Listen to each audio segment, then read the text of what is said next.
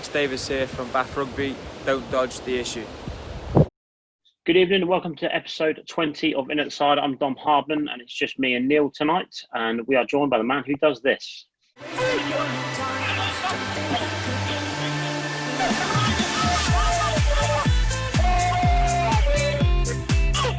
Yes, of course, it's Bath fly half Alex Davies. How are you tonight, Alex? Yeah, very well, thank you. Good. How are you keeping busy on this downtime period? I'm actually pretty busy, to be honest. My wife and I picked up a puppy probably 4 weeks ago now, so we got her just in time just before lockdown hits. So to be honest, she's keeping us on our toes. What breed puppy is it? It's a black lab. Oh, nice. Black lab, yeah, she's lovely. She's very well behaved 95% of the time. And then apart from that, we got some home circuits. We got some a training program to stick to, just while all this is going on, really.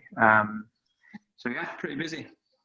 So yeah, how is the club sort of approaching? Obviously, they've sort of clarified more on a return yesterday. You get, like you say, you get your plans. Is there any prep for returning to full-time training as of yet? I think there's no official date for us to be pulled back into training as yet. I'm sure once a lot of stuff has been confirmed with the RPA, the PRL, and the RFU. Once that's officially been confirmed, I'm sure we will be notified. But the S&C staff and the club are really good at staying in touch with everyone. We've all been put in to little groups, and we've been given a mentor for each group to keep on track of our training.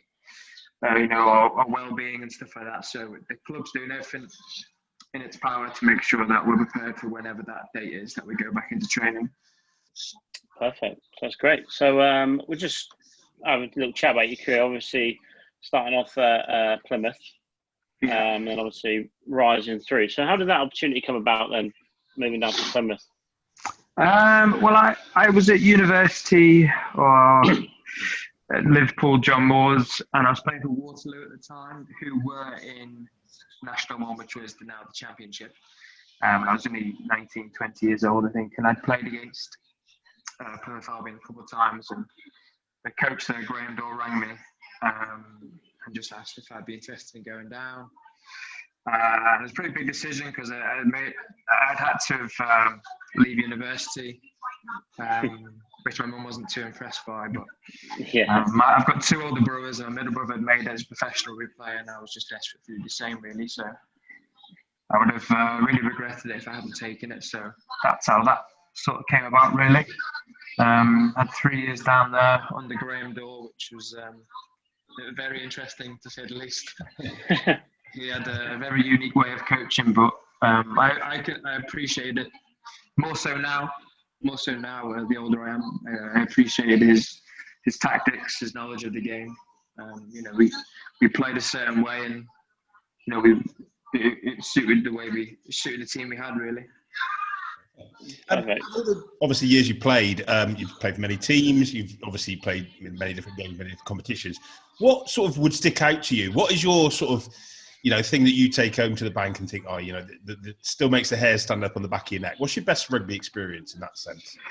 It's really interesting that just the other day, one of my friends, Matt Riley, sent me a program of me playing for Sale Jets, which was, God knows, when I was 17, so we're going back 16 years now.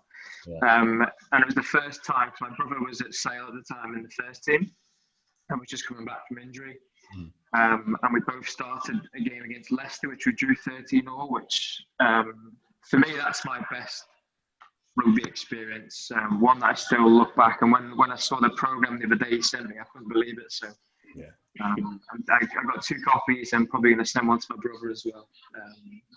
But yeah, that was one of the most an amazing experience to play with my brother. I never thought I'd ever do that. Yeah. Even though it wasn't, a championship final or my Premiership debut, I still feel that's probably my most enjoyable and memorable game, really. It was quite emotional, and there was some Richard Cockerell was playing for Leicester at hooker, and Jim Hamilton was playing in the second row, so we're going back a little bit. Yeah.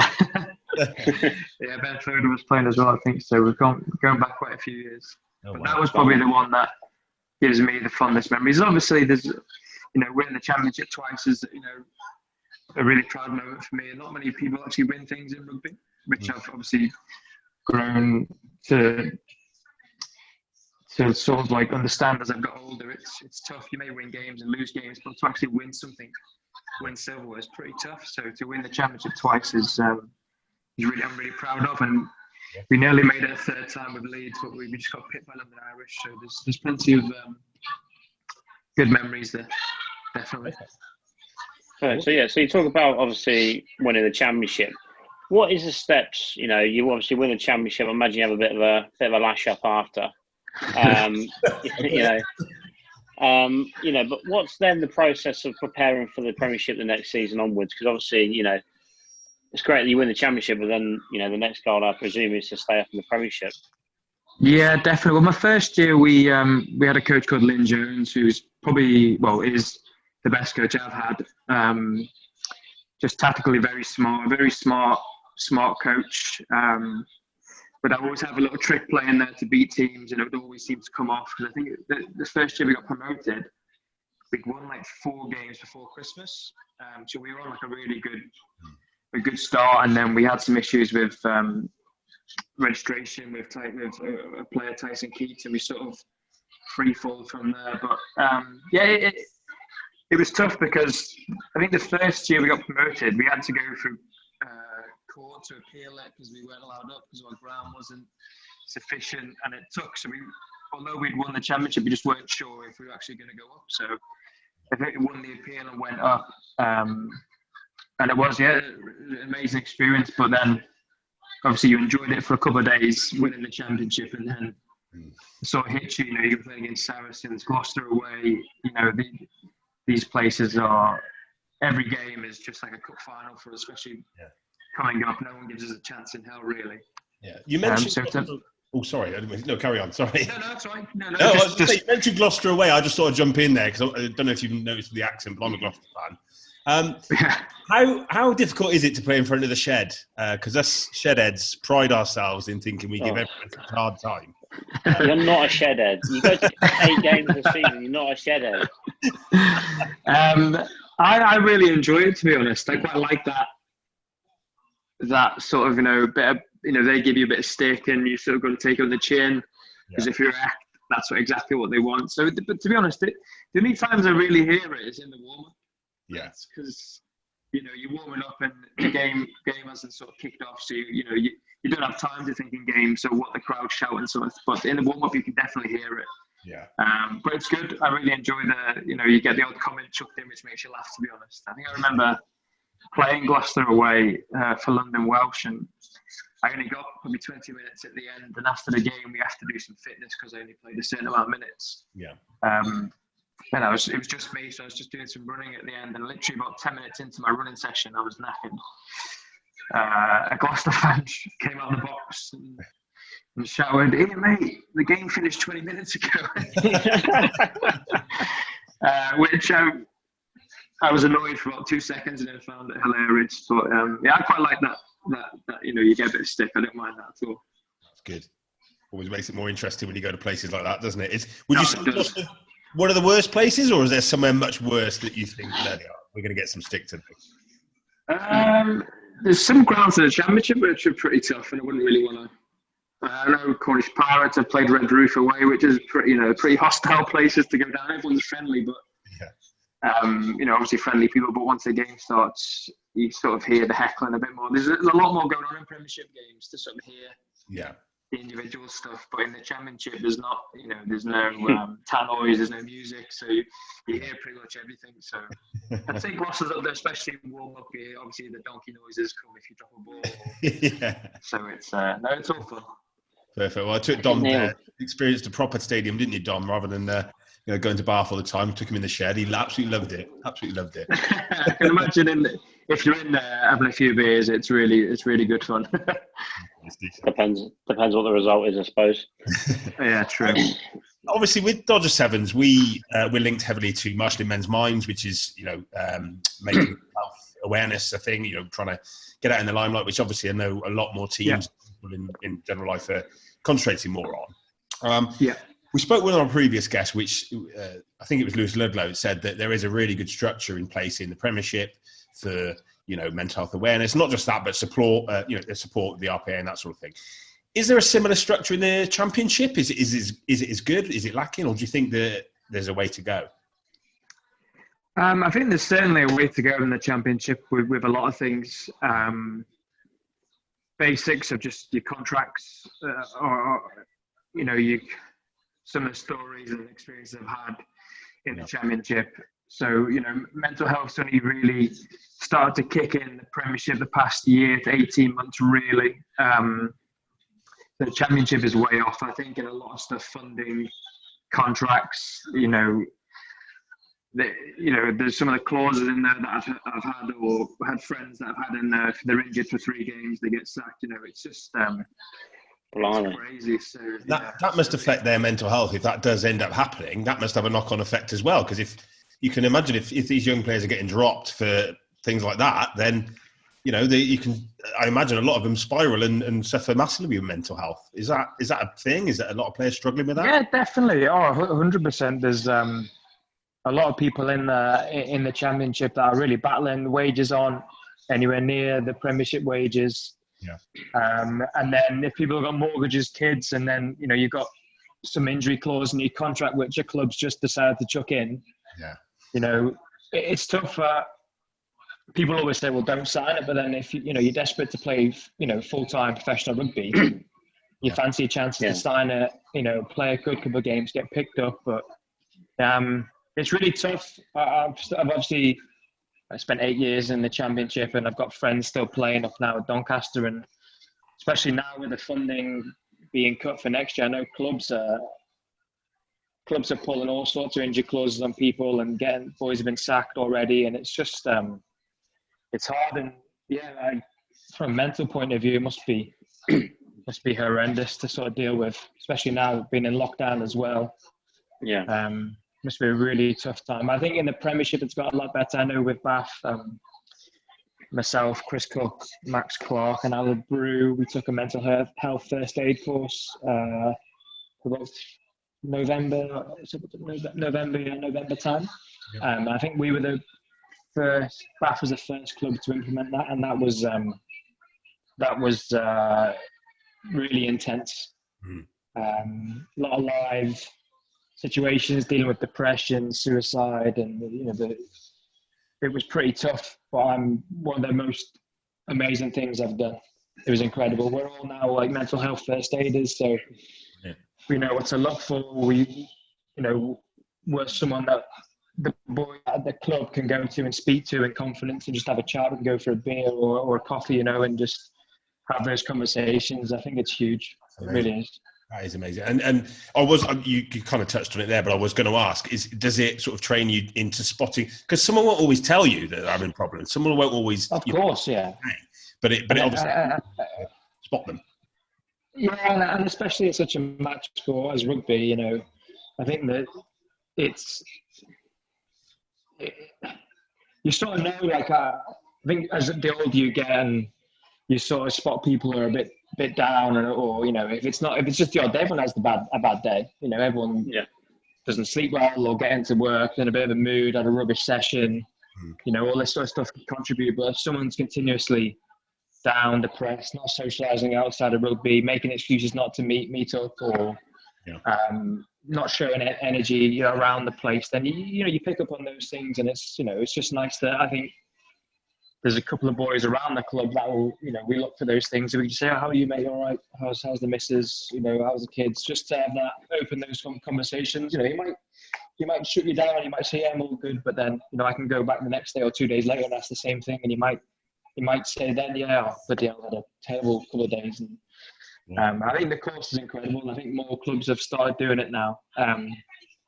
But it was really intense, and that was one of the most amazing things I've done. Brilliant. No, amazing. Fantastic. If every club had a mental health ambassador, it went on this course, I think it would help. Not just, Premiership, but Championship and downwards as well. It helped massively because, I mean, do you find that a lot of players, when they retire, struggle? Or do you think they have it all mapped out? Yeah, definitely. And I'm obviously coming towards that end of my career now. And That's not why I said it, sorry. yeah. No, but I've definitely seen my brother struggled with mental health when he retired, and this was going back good. He retired 29 for injury. He retired 29 for injury, and he's probably 7 years older than me. So it's back then would be even worse, and the stigma of just home with it. Yeah. Back then was even worse than it is now, So, and he struggled massively. He didn't have much outside of rugby, whereas now there's a huge emphasis on, the RPA do a fantastic job giving you some tools that then, you take upon yourself to develop it further, to make sure you are doing stuff outside of rugby, because it's easy to stay in this little bubble of rugby and think it's going to last forever, and then one day it can all be taken away from you. And I had a bad knee injury which sort of kicked me into gear to sort of I need to be a bit more proactive outside of rugby, because it's not, although I love rugby, I love training, coaching. When I got my first injury, I didn't really have much outside of rugby, so I really felt the effects of it. Yeah. So that that was a pretty low point, but the help of the RPA then kickstarted me to do all sorts of stuff that I'm doing now outside of rugby. Perfect. And is it something you can talk about? What is it you're looking to go into after coaching is definitely what I want to go into. I've probably the past 6-7 years now I've been coaching. I set up a coaching business which we do half term and summer camps with boys and girls aged between 7 to 14. So with my business partner Alan, who used to play with me at London Welsh, he's now head of rugby at Magdalen College in Oxford. So for the past 7 years we've been doing that. So we're running that around London Welsh. When I moved to Ealing, we did it there. Went to Leeds, we ran it there. He's now in Oxford and I'm in Bath, so we do them now simultaneously. So that's just got bigger and bigger, which has been a really good like outlet outside of rugby. I've got my level 2, level 3 badges. I'm director of rugby. Well, I was director of rugby at Old Red Cliffians, which is a national 2 this year. I was backs coach last year. I've got my own kicking business, so I'm pretty busy outside of rugby. A lot of the time, boys will just see me shooting off after trainings and going coaching like a couple of clients, or I'm off, Tuesday, Thursday nights down at Old Reds. So it's pretty busy. But I like that. Yeah, it's good. It's good. In terms of your, go on, Dom. No, you go. I'd say in terms of the clubs you played for and who you played rugby for, we've been asking a lot of our guests recently to name what you call like a dream 15. So a 15 players, and you have to have either at least played with them or against them. Oh God, you put me on the spot. We like putting people on the spot. It's great. If you don't want do to I have to name a full 15. You don't have to do a full. Okay, just a backs line then, if that's easier. Okay, a back line would be good. Oh God, even that's tough. I'm going to miss out some people or upset some people. I think scrum half, I'd say either Piriwipu or Tyson Keats. They were at London Welsh with me, and I think Piri was obviously coming towards the end of his career, but his knowledge of the game was crazy, and he spent any spare time that I asked him, he would be with me coaching. He'd come on his days off, we'd go down the club and do a little bit. He was always there to help. So I'd say with Tyson was like a ball of energy. I think he played obviously Super Rugby Hurricanes, Crusaders, which I love playing with outside and stuff like that. So I mean, either one of those two at 9. At 10, I'd probably either say Reece in the Bath. Yeah. I think I know a lot in the early years of his career. He got quite a lot of stick when he was playing for Wales, but sometimes you don't get a full picture of someone unless you train them every day. He's one of the best team players I've ever come across. His work ethic, and he's very diligent. He's always there to help others, always doing extras, always trying to drive the club to be better, try and drive the players to be better as well. So I love training with him and watching him. Yeah. Centres, I'd probably say Ben Smith. I played at Ben Smith out in New Zealand. Mm-hmm. So he was 13. I played 10. He was 13. So he was. I think he was just doing the New Zealand Sevens stuff then. He hadn't really kicked into the All Blacks, but I think a couple of years later he was at he was playing Highlanders anyway. But yeah, he was electric for someone that young then, and his strength. Yeah. So yeah, he'd be 13. 12 is a tough one. I played with a couple of good. I played against Felipe Contepomi. Yeah. I've never seen a display like it. I've never, you think you half decent at rugby and you think you played against some players, but it was just everything he did came off. His skill set under pressure and his speed of thought was 3-4 phases ahead of everyone else. He was playing with Stade Francais at the time. He was 10, but I put him at 12. Ben Smith, 13. I'd say Anthony Watson at fullback as well. I forget how young he is. I really do. I think he's 24, 25, and to have so many England caps already and Lions tours, it's crazy. And the injuries, he's had a tough, obviously 2 years since I joined Bath. He had tough 2 years of injuries, but he's another one. His work ethic outside of the game, his rehab. He's just unbelievably diligent and wants to do well, really wants to do well, and wants everyone else to be at the same standard. So his footwork's unbelievable. So he turned people in a phone box. So I'd say he was 15. Wingers, there's a lot of Bath. I've got a good few wingers. Yeah. Actually, I'm going to put Jonah Holmes on a wing. Jonah Holmes, when I was playing up at Yorkshire Carnegie, it was like men against boys sometimes, just to give the ball to Jonah. If we were, desperate for a try or trying to get back into the game somehow, we'd just try and feed him the ball because he's such a strong runner, like a really, really good athlete. So he was a very strong one. Obviously, he's now, in the Wales squad and deservedly so. He was really good to play with. Get us out of a lot of trouble. Yeah. One more winger.